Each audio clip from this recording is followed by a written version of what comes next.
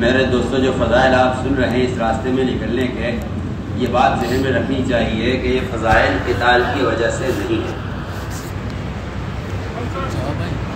یہ ایک بات ہے اندر جس نے نقل و حرکت کو روک دیا ہے، تو اس خیال سے کہ یہ فضائل قتال سے متعلق ہیں، حالانکہ یہ فضائل اعمال کو متعدی بنانے کی وجہ سے یہ فضائل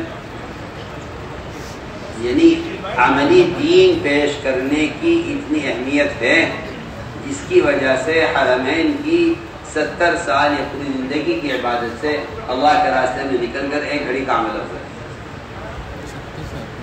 یہ میں کہتا ہوں یہ عملی دین پیش کرنے کی اہمیت سے متعلق ہے یہ سارے فضائل. امت میں جمود کے آنے کا سبب یہی ہوا ہے کہ صرف غزوات کو نقل کیا گیا جس سے لوگ یہ سمجھے کہ نکلنے کا حکم، نکلنے کی اہمیت، نہ نکلنے پر وعید اور نکلنے پر اجر وہ قتال کی وجہ سے ہے. یہ خیال اسے پیدا ہوا ہے. امت کے جمود کا سبب یہ بنا کہ جمود کا سبب یہ بنا کہ خروج اور نبر اقامت دین کے لیے نہیں رہا. جو لوگ یہ خیال کرتے ہیں کہ یہ فضائل تو قتال سے متعلق ہیں، انہیں اس بات پر غور کرنا چاہیے کہ یہ سارے فضائل نقل و حرکت کو باقی رکھنے کے لیے تھے. اس لیے ہم تو صاحب سے عرض کرتے ہیں کہ ہمارا تو اس بات پر پورا اصرار اور ہمارا اس بات پر پورا یقین ہے کہ کام وہی ہے بعینہ جو محمد صلی اللہ علیہ وسلم، انبیاء علیہ السلام، صحابہ کرام کا تھا. ہمیں اس کام کے ایک ایک جز کو، ایک ایک عمل کو فضائل کے اعتبار سے بھی، طریقہ کار کے اعتبار سے بھی واپس لے جانا ہے محمد صلی اللہ علیہ وسلم کے زمانے اور صحابہ کے زمانے کی طرف واپس لے جانا. اس لیے یہ بات یہ ایک امانت ہے جو میں آپ سے عرض کر رہا ہوں. آپ ملک ہو یا بیرون ملک ہو، آپ کام کے استقبال کے ماحول میں ہوں یا کام کے اعراض کے ماحول میں ہوں، آپ کو چاہیے کہ امانتاً اس کام کو براہ راست صحابہ سے اس کام کو پیش کریں اور کام کرنے والے اس بات کی پوری کوشش کریں کہ ان کے بیانات میں، ان کے بیانات کا انداز و رخ یہ ہونا چاہیے کہ جس سے ایک عام مسلمان بھی یہ سمجھے کہ میرا اللہ کے راستے میں نہ نکلنا معصیت ہے. ابھی تک میں محسوس کر رہا کہ عوام اس تنظیم میں حصہ لینے کو سوچتے ہیں.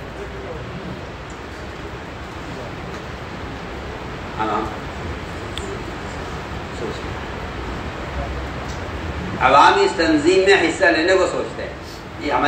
یہ کمزوری ہماری وجہ سے ہے. یہ کمزوری منصب ہماری وجہ سے، یہ کمزوری ہماری وجہ سے. ورنہ اس کام کا حق یہ ہے کہ اس راستے میں نہ نکلنے والا اپنے آپ کو کوتاہ سمجھے اور سمجھے کہ مجھ سے معصیت ہوئی ہے،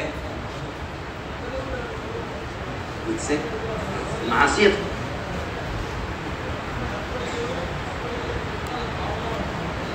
مجھ سے معصیت. اس لیے کہ بڑی معصیت ہی ہو سکتی ہے جو مجھے پہ عذاب ہو. کوئی بڑی معصیت ہی ہو سکتی ہے جو، اور مجھے اس بات کا یقین ہے کہ اگر امت نفر میں تاخیر کو موجب عذاب سمجھتی تو ان مسلمانوں میں افطار نہ ہوتا. مسلمانوں میں افطار نہ ہوتا اگر امت اس راستے میں نکلنے میں تاخیر کو معصیت سمجھتی. اس لیے صاحب یہ ایک امانت ہے اور اس امانت کو امت تک اسی طرح پہنچا دینا ہے. اس میں کسی کو تغیر کرنے کی اجازت نہیں. اور تغیر ہوتا ہے خبر کیسے؟ تغیر ہوتا ہے بیجا تعویل سے. اور تعویل وہ لوگ کرتے ہیں جو کسی محنت کے میدان میں اترتے نہیں، وہ تعویل کرتے ہیں.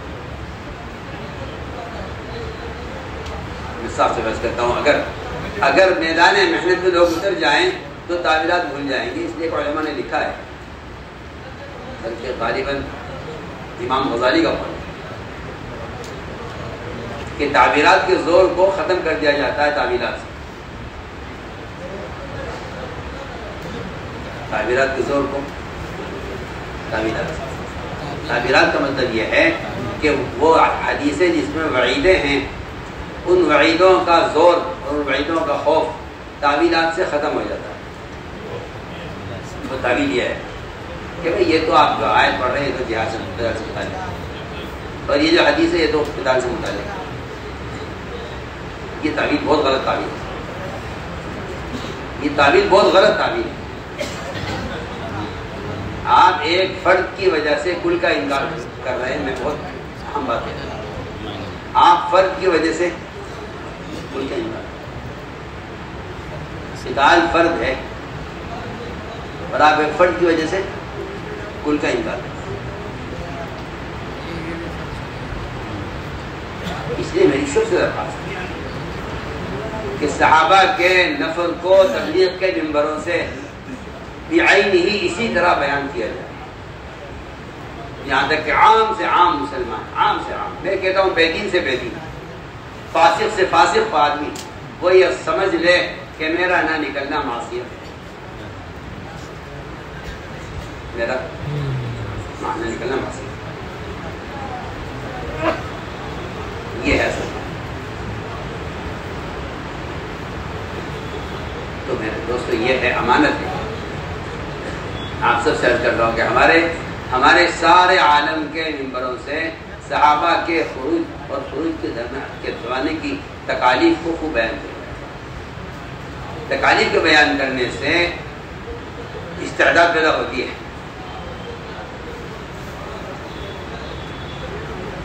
کیا پیدا ہوتی ہے؟ استعداد پیدا ہوتی ہے. تکالیف کے بیان کرنے سے آدمی کو اپنی خواہشات پر ندامت پیدا ہوتی ہے. اگر آپ تکالیف بیان نہیں کریں گے اب تو میں کیا کہوں. اب تو لوگ صرف صحابہ کرام کے ساتھ وہ موعود برکتیں ہیں جو مقصود بھی نہیں ہیں انہیں لوگ بیان کر دیتے ہیں، جس سے لوگوں کے اندر اس راستے میں نکلنے کا شوق وعدوں کی اور برکات کی وجہ سے ہو جاتا ہے.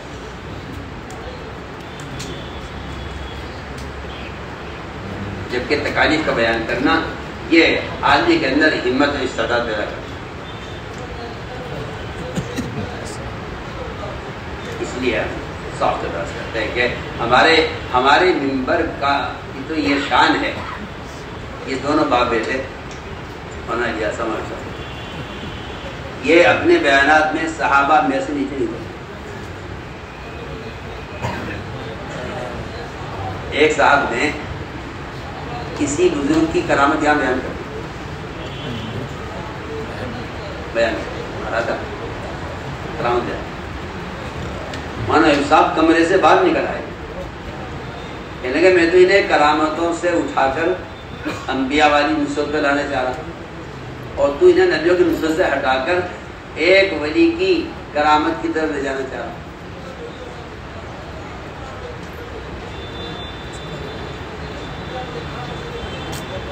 یہ حضرت نکل کے اس سے کہا ہم جن کو کرامات سے نکال کر نصرت پہ لانا چاہتے. میں نے عرض کیا کہ یہ دونوں باپ بیٹے انبیاء صحابہ سے نیچے نہیں سکتے.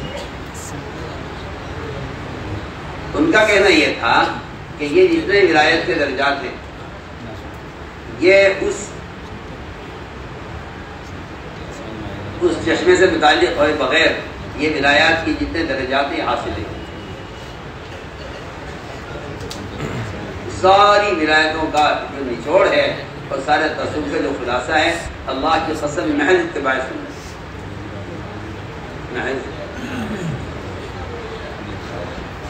ورنہ لوگ کرامت وظائف کا بدل سمجھتے ہیں.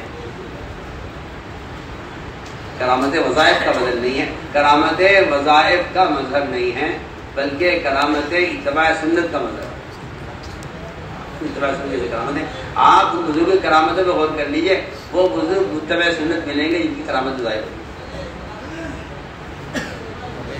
تو یہ دونوں باپ بیٹے سے نیچے ایک صاحب نے خواب دیکھا، کی بات نہیں سنی، ایک صاحب نے خواب دیکھا،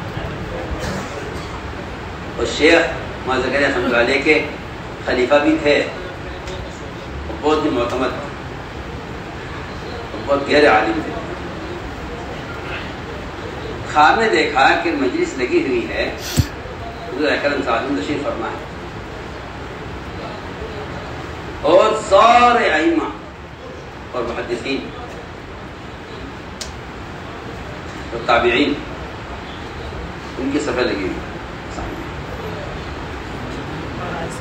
دوسری تیسری صف میں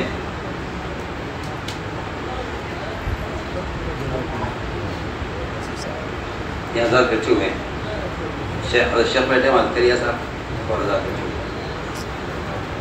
خواب دیکھنے والا حیران تھا کہ آپ صلی اللہ علیہ وسلم کے دائیں بائیں مولانا الیاس صاحب مولانا صاحب بیٹھے ہوئے ہیں اور باقی سب دور صف لگا کے بیٹھے، یہ دونوں ہزار قریب بیٹھے۔ تو اس نے خواب سے اس کی آنکھ سے بڑا تعجب، یہ کیا بات ہے، یہ بھی تو انہیں کے معاصرین ہیں، انہیں کے زمانے کے لوگ ہیں، یہ کیا بات ہے کہ سب لوگ پیچھے بیٹھے، یہ دونوں باپ بیٹے بالکل آپ صلی اللہ علیہ وسلم سے ملے ہوئے دائیں بائیں بیٹھے۔ ہمارے شیخ مولانا زکریا صاحب اللہ علیہ، اللہ نے علم میں وہ تباہر دیا تھا، وہ سمجھتے تھے، وہ سمجھتے تھے اس کام کی حقیقت کو۔ شیخ نے فوراً جواب دیا، کتنی اشکال اس پر ہو رہا ہوگا، یہ سارے بڑے بڑے حضرات اس طرح بیٹھے ہوئے ہیں، اور یہ اسی زمانے کے ہمارے جن کے ہم عمر کیا ان سے زیادہ عمر کے لوگ موجود ہیں۔ شیخ نے فرمایا اس خواب دیکھنے والے سے کہ یہ تعبیر تو کھلی ہوئی ہے، ان دونوں باپ بیٹوں کو یہ قرب صرف اس کام کی وجہ سے ملا ہے۔ یہ شیخ نے اس کی خاطر کر دی، یہ شیخ نے کر دی کہ صرف اس کام کی وجہ سے ان دونوں باپ بیٹوں کو اللہ نہیں کرتا۔ سوچنے کی بات میں کہتا ہوں، جو آدمی اس کام کو کوئی تنظیم سمجھتا ہے وہ اس میں نبوت کے انوارات اور صحابہ کرام کے عمل کے اثرات محسوس نہیں کر سکتا۔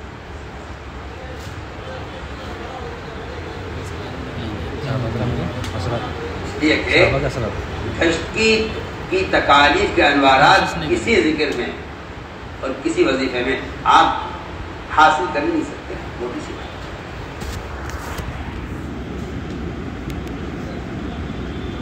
یہ کہ اللہ اکبر، یہ آپ صلی اللہ علیہ وسلم کی تکالیف کا راستہ ہے، یہ آپ کی تکالیف کا راستہ، ایک آپ کی عبادت کا راستہ ہے۔ آپ صلی اللہ علیہ وسلم کی عبادات کی آپ نقل کر لیں تو آپ کو آپ کی عبادات کے امتثال سے اور اس کی اطاعت سے آپ کو وہ حصہ ملے گا جس میں جسمانی تکلیف ہے۔ میری بات بہت توجہ ہے، آپ اگر صرف آپ صلی اللہ علیہ وسلم کی عبادات کا امتثال کریں تو آپ کو آپ کی عبادات سے آپ کی جسمانی تکلیف کا انوارات اور اس کا حصہ ملے گا، اور اگر آپ گشت کریں تو آپ کو اس گشت کی اذیت میں آپ صلی اللہ علیہ وسلم کی قلبی اذیت کا حصہ ملے گا۔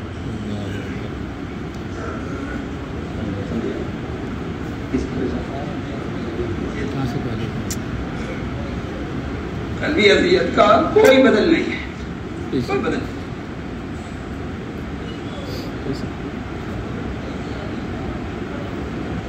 قلبی اذیت کا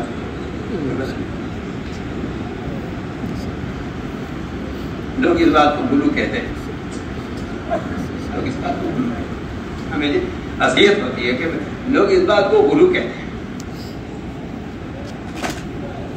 یہ گلو ہے۔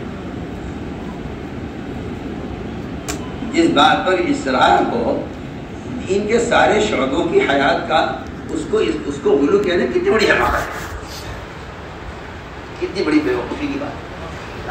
آپ اس بات کو غلو کہیں جس سے سارے دین کے حیات کے سارے دین کے شعبوں کی حیات مقصود ہے، سوچیے۔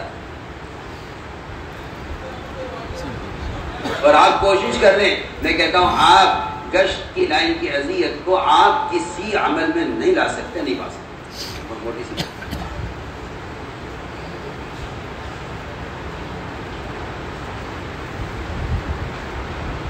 اس لیے ہم یہ بات کہتے ہیں کہ ہمارے یہاں منبر سے بیان کرنے کے لیے حیات الصحابہ کافی ہے، منبر سے بیان کرنے کے لیے حضرت کی اس کتاب کے لکھنے کا اصل مقصد ہی ہے۔ میں کہتا ہوں آپ اسے کہانی بیان کریں، آپ کا مجمع سبحان اللہ کہے گا، لیکن میں کہتا ہوں کہ آپ اگر مجمع کو کسی سطح پر لانا چاہتے ہیں تو یہ آپ کے بیانات سے ممکن ہے۔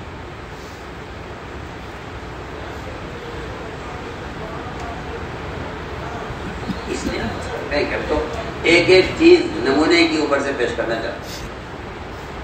کسی بھی شعبے کا کام، مستورات کا کام ہو، بٹوں کا کام ہو، خروج ہو، بیرون ہو، مقام ہو، مسجد کی آبادی ہو، ہم تو ہر چیز کو سیرت سے میں دیکھنا چاہتے ہیں، وہاں سے بیان کرنا چاہتے ہیں، تاکہ امت یہ بھول جائے کہ یہ کوئی اس زمانے کے اعتبار سے طریقہ کار تیار کیا گیا ہے۔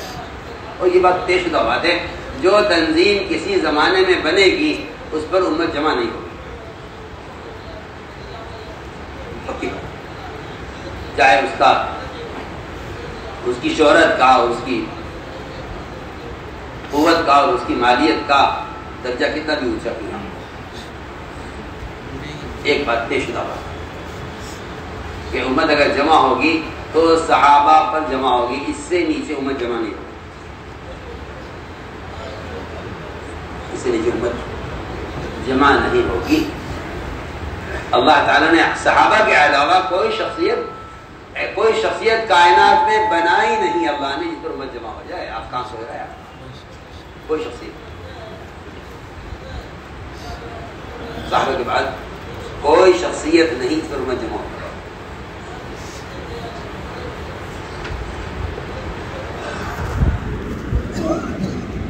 اللہ جزائے خیر دے، ایک بڑے محقق، ایک بڑے عالم،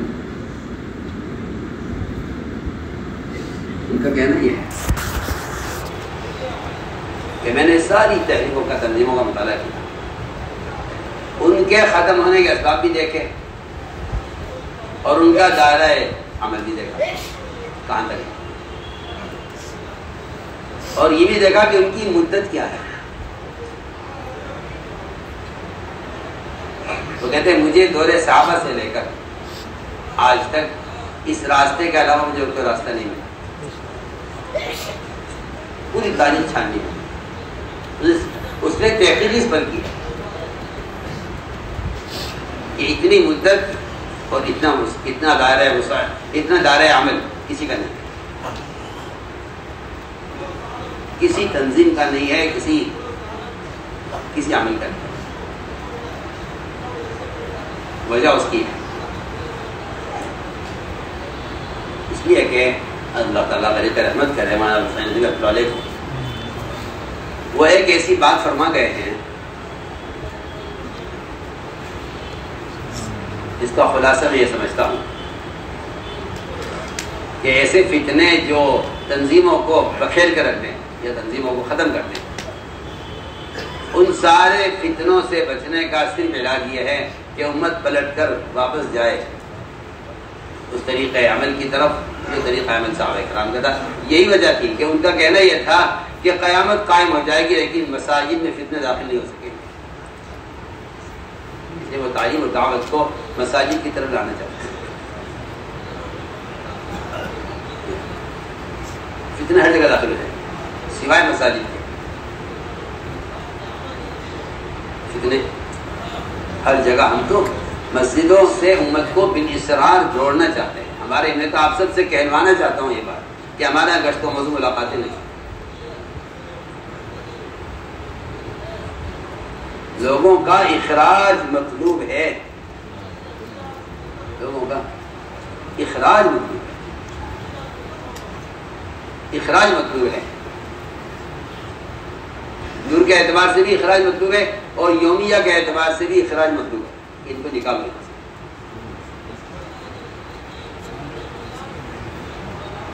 اس لیے کہ اخراج کے بغیر ابلاغ کا حق ادا نہیں کر سکتا،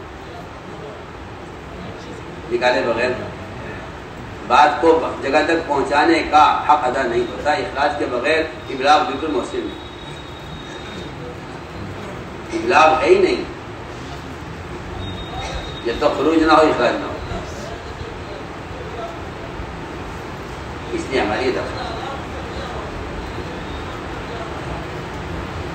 بیانات میں بھی ہم یہ نہ سوچیں کہ چلو اس کا بیان کرا لو، چلو اس کا بیان کرا لو، چلو ان کا نہیں ہوا ان کا کرا لو. میرے نزدیک منبر کو اکرام کی جگہ بنانا کام کی سزا کو گرانا ہے. منبر کو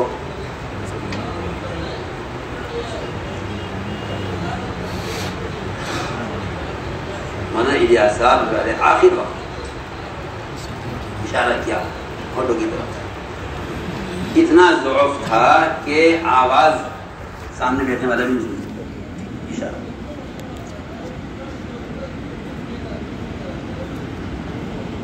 میں منظور نوانی کان لگایا،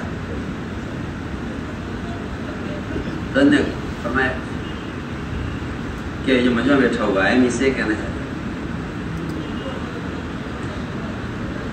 گئے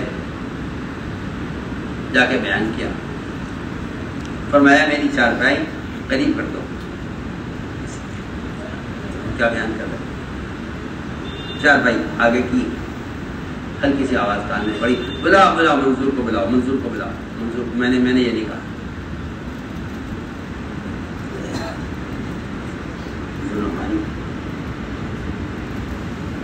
اس پائے کے عالم تھے، اللہ اکبر.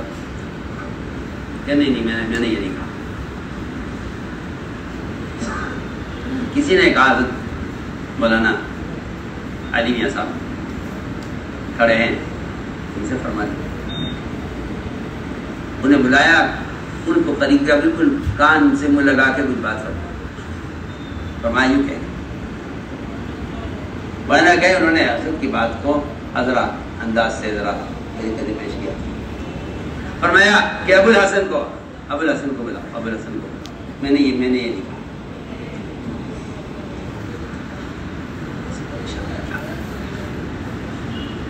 شیخ نے کہا یوسف سے کہو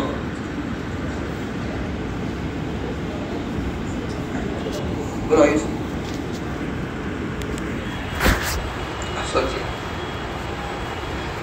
آخر کیا بات ہوگی، آخر کیا بات آپ چاہتے کیا ہے؟ بلائے میں صاحب 28 سال کی عمر ہو کہ میں یہ کہنا چاہتا ہوں. وہاں صاحب گئے، الفاظ یاد کر کے حضرت یہ کہہ رہے ہیں بس.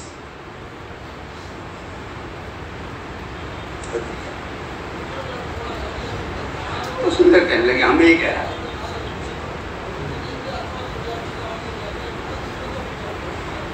میاں جی بہرحال رحمۃ اللہ علیہ بعض حضرت کے ایسے بیانات کرتے تھے جن کا ترجمہ مطلب علماء بھی نہیں سمجھتے تھے. میرے سامنے میاں جی سے کیا مطلب تو اللہ ہی سمجھائے گا. میں تو مہتیار صاحب سے ایسے کہتے سنا،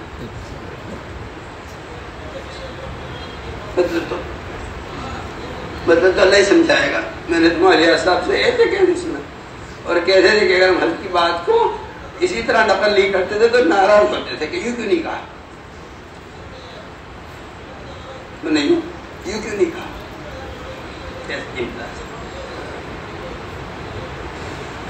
وہ اس کو خیانت سمجھتے تھے کہ ہم ان کی بات کو لے کر اس طرح چاہیں چلا دیں، اور یہ خیال جس طرح چلے اس طرح چلا دو. یہ تو استدراج ہے. استدراج آپ کہاں ہیں؟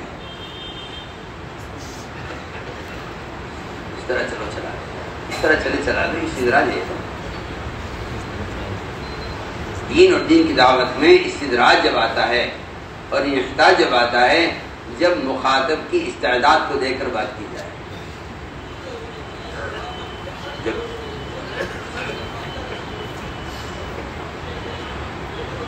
مخاطب کی بات کو کی استعداد کو دیکھ کر بات کی جائے تو پھر دین میں انحطاط آتا ہے.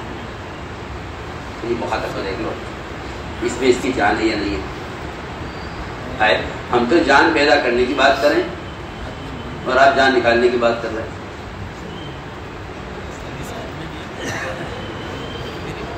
میں یہ بات اس لیے کہہ رہا ہوں آپ سب لوگ وہ ہیں جو ماشاءاللہ ملکوں میں جاتے ہیں. آپ کا استقبال ہوتا ہے نظام الدین کی جماعت آئی ہے, نظام الدین کا ترجمان ہے. کوئی اعتراض کر دیتا ہے آپ کام چھوڑ دیتے بھائی. معترض کو مطمئن کرو, معترض کو مطمئن کرو.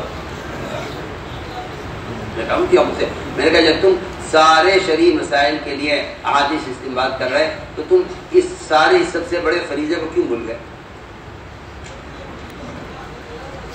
کیوں بھول گئے؟ ایک حدیث بخاری نے اتنے مسائل مستنبط کیے ہیں, ایک حدیث پہ 10 باب قائم کر دیے. باب 10 اور حدیث ایک.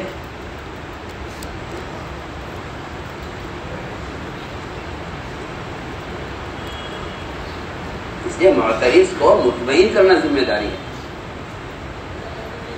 اپنے کام سے رخ بدل لینا یا چھوڑ دینا یہ کوئی ذمہ داری ہے. اس لیے ابھی تو کہ ہم اپنے ممبروں سے صحابہ کرام کی قربانیوں کو اور ان کے اللہ کے راستے کے انفاق اور مال کے خرچ کرنے کو پوری بصیرت پوری قوت سے بیان کریں. یہ تو امت کی استعداد کو پھیرنا ہے نا دنیا دین کی طرف. یہ سوال ہی نہیں ہے کون کتنا کر سکتا ہے. یہ سوال ہی نہیں ہے کون کتنا کر سکتا ہے. مولانا صاحب کی ذات تھی. میں ایک ایسا ایک قوم تیار کرنا چاہتا ہوں. ایک قوم تیار کرنا چاہتا ہوں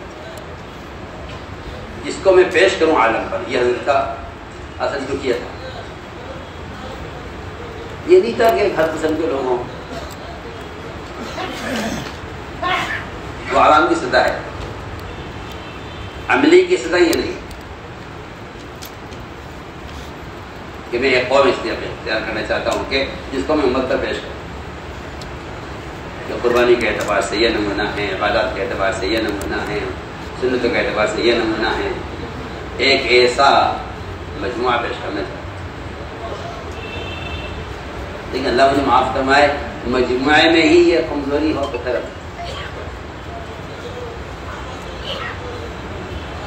اور کمزوری یہاں سے پیدا ہوتی ہے کہ آدمی مقابل کو دیکھ کر کمزور پڑ جاتا ہے. اور یہ بات قرآن نے واضح کی ہے کہ جو شرائط کو پورا نہیں کریں گے وہ مقابل کے سامنے کمزور پڑ جائیں گے. یہ قرآن نے صاف کیا کہ جن کا امتحان ہوگا, ابتلاء آئیں گی, اگر ابتلاء میں یہ ثابت قدم نہ رہے تو آگے یہ مقابلے کی طاقت نہیں رکھیں گے. یہ کہہ دیں گے کہ ہمیں اس کی طاقت نہیں ہے.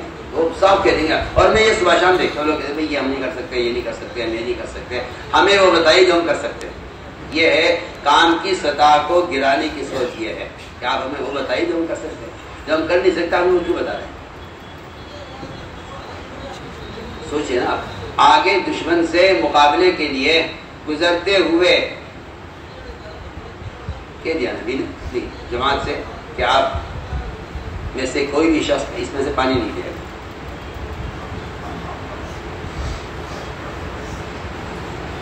بات آلود ہے اپنی قوم سے کہ اس میں سے کوئی پانی نہیں دے گا. نہر سے پانی جو پی لے گا وہ میری جماعت میں سے نہیں ہے. حالانکہ پیاس ایک بنیادی ایسا تقاضا ہے جس کی نبی کو بھی ضرورت ہے اور فرد کو ضرورت ہے. پیاس آگے کہا مقابلہ کر نہیں سکتے. صاف لکھا علماء نے کہ ان کے اندر مقابلے کی طاقت اس لیے نہیں تھی کہ انہوں نے ایک ایسی شرط کو پورا نہیں کیا جو ایک جسمانی بنیادی ضرورت, سخت شدید ترین ضرورت ہے, پیاس, پانی. آپ بتائیے کہ یہ ایک آخری حد ہے، اس کے علاوہ میں اپنے بارے میں غور کرتا ہوں. کتنی خواہشات ایسی ہیں جنہیں سوچ کر میں دیکھ کر یہ کہتا ہوں میں اس وقت یہ کام نہیں کر سکتا، میرے پاس یہ تقاضا ہے، وہ تقاضا ہے، یہ تقاضا ہے، وہ تقاضا ہے، میں اس وقت میں فارغ نہیں ہوں.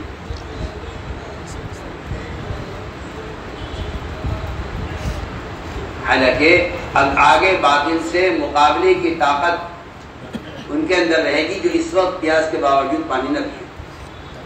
یہ اللہ نے قرآن میں یہ ایک نمونہ قائم کیا ہے.